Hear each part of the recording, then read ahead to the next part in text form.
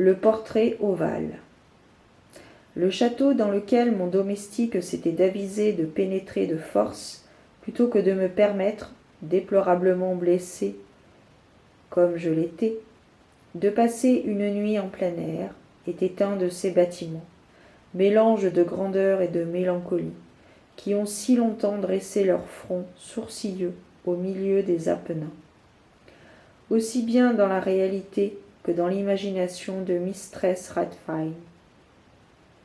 Selon toute apparence, il avait été temporairement et tout récemment abandonné. Nous nous installâmes dans une des chambres les plus petites et les moins somptueusement meublées. Elle était située dans une tour écartée du bâtiment. Sa décoration était riche, mais antique et délabrée. Les murs étaient tendus de tapisseries et décorés de nombreux trophées héraldiques de toutes formes, ainsi que d'une quantité vraiment prodigieuse de peintures modernes, pleines de style, dans de riches cadres d'or d'un goût arabesque. Je pris un profond intérêt. Ce fut peut-être mon délire qui commençait, qui en fut cause. Je pris un profond intérêt à ces peintures qui étaient suspendues non seulement sur les faces principales des murs, mais aussi dans une foule de recoins que la bizarre architecture du château rendait inévitable. Si bien que j'ordonnai à Pedro de fermer les lourds volets de la chambre, puisqu'il faisait déjà nuit, d'allumer un grand candélabre à plusieurs branches placé près de son chevet, et d'ouvrir tout grands les rideaux de velours noir garnis de crépines qui entouraient le lit. Je désirais que cela fût ainsi, pour que je pusse, au moins, si je ne pouvais pas dormir, me consoler alternativement par la contemplation de ces peintures et par la lecture d'un petit volume que j'avais trouvé sur l'oreiller et qui en contenait l'appréciation et l'analyse. Je lus longtemps, longtemps. Je contemplai religieusement, dévotement, les heures s'envolèrent, rapides et glorieuses, et le profond minuit arriva. La position du candélabre me déplaisait, et, étendu la main avec difficulté pour ne pas déranger mon valet assoupi, je plaçai l'objet de manière à jeter les rayons en plein sur le livre. Mais l'action produisit un effet absolument inattendu. Les rayons de nombreuses bougies, car il y en avait beaucoup, tombèrent alors sur une niche de la chambre que l'une des colonnes du lit avait jusque-là couverte d'une ombre profonde. J'aperçus dans une vive lumière une peinture qui m'avait d'abord échappé. C'était le portrait d'une jeune fille déjà mûrissante et presque femme. Je jetai sur la peinture un coup d'œil rapide et je fermai les yeux. Pourquoi ? Je ne le compris pas moi-même tout d'abord. Mais, pendant que mes paupières restaient closes, j'analysai rapidement la raison qui me les faisait fermer ainsi. C'était un mouvement involontaire pour gagner du temps et pour penser, pour m'assurer que ma vue ne m'avait pas trompé, pour calmer et préparer mon esprit à une contemplation plus froide et plus sûre. Au bout de quelques instants, je regardai de nouveau la peinture fixement.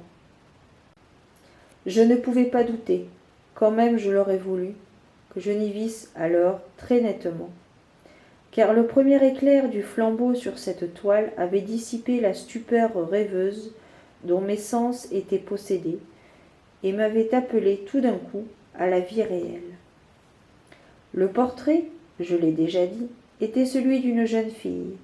C'était une simple tête avec des épaules, le tout dans ce style qu'on appelle, en langage technique, style de vignette, beaucoup de la manière de Sully dans ses têtes de prédilection.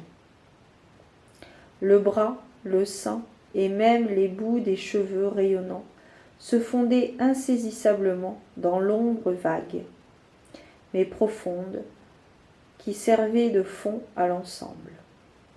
Le cadre était ovale, magnifiquement doré et guilloché dans le goût mauresque.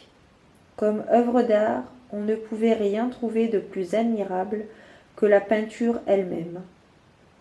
Mais il se peut, bien que ce ne fût ni l'exécution de l'œuvre, ni l'immortelle beauté de la physionomie qui m'impressionna si soudainement et si fortement. Encore moins devrais-je croire que mon imagination, sortant d'un demi-sommeil, eût pris la tête pour celle d'une personne vivante.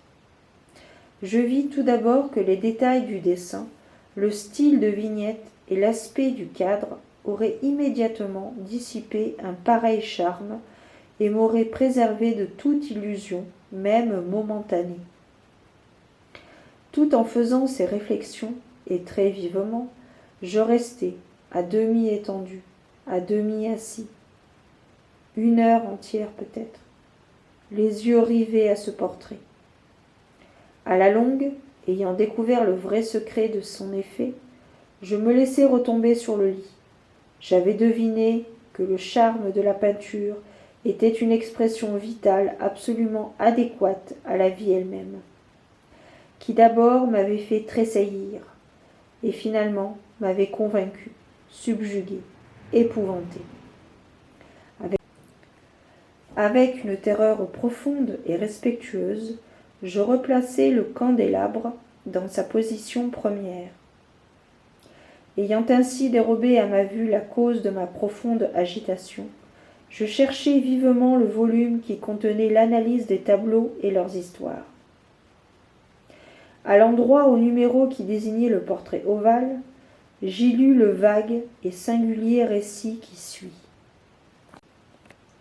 C'était une jeune fille d'une très rare beauté, et qui n'était pas moins aimable que pleine de gaieté. Et maudite fut l'heure où elle vit, et aima, et épousa le peintre. Lui, passionné, studieux, austère, et ayant déjà trouvé une épouse dans son art. Elle, une jeune fille d'une très rare beauté, et non moins aimable que pleine de gaieté. Rien que lumière et sourire, et la folâtrerie d'un jeune fond. Aimant et chérissant toutes choses, ne haïssant que l'art qui était son rival, ne redoutant que la palette et les brosses, et les autres instruments fâcheux qui la privaient de la figure de son adoré.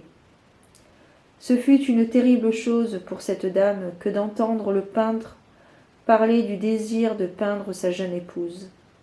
Mais elle était humble et obéissante, et elle s'assit avec douceur pendant de longues semaines dans la sombre et haute chambre de la tour, où la lumière filtrait sur la pâle toile seulement par le plafond.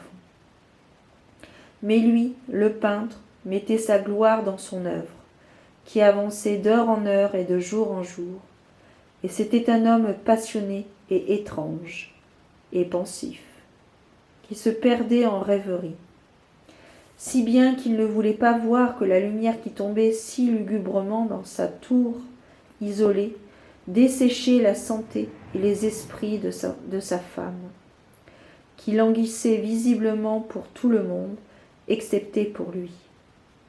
Cependant, elle souriait toujours, et toujours sans se plaindre, parce qu'elle voyait que le peintre, qui avait un grand renom, prenait un plaisir vif et brûlant dans sa tâche, et travaillait nuit et jour pour peindre celle qu'il aimait si fort, mais qui devenait de jour en jour languissante et plus faible.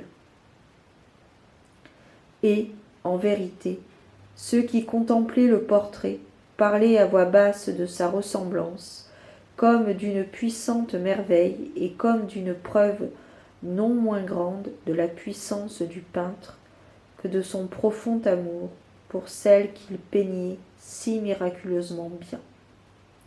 Mais, à la longue, comme la besogne approchait de sa fin, personne ne fut plus admis dans la tour, car le peintre était devenu fou par l'ardeur de son travail, et il détournait rarement ses yeux de la toile, même pour regarder la figure de sa femme. Et il ne voulait pas voir que les couleurs qu'il étalait sur la toile étaient tirées des joues de celle qui était assise près de lui. Et, quand bien des semaines furent passées et qu'elle ne restait plus que peu de choses à faire, rien qu'une touche sur la bouche et un glacis sur l'œil, l'esprit de la dame palpita encore comme la flamme dans le bec d'une lampe. Et alors la touche fut donnée, et alors le glacis fut placé. Et pendant un moment, le peintre se tint en extase devant le travail qu'il avait travaillé. Mais, 1 minute après, comme il contemplait encore, il trembla, et il fut frappé d'effroi, et criant d'une voix éclatante, « En vérité, c'est la vie elle-même. » Il se retourna brusquement pour regarder sa bien-aimée. Elle était morte.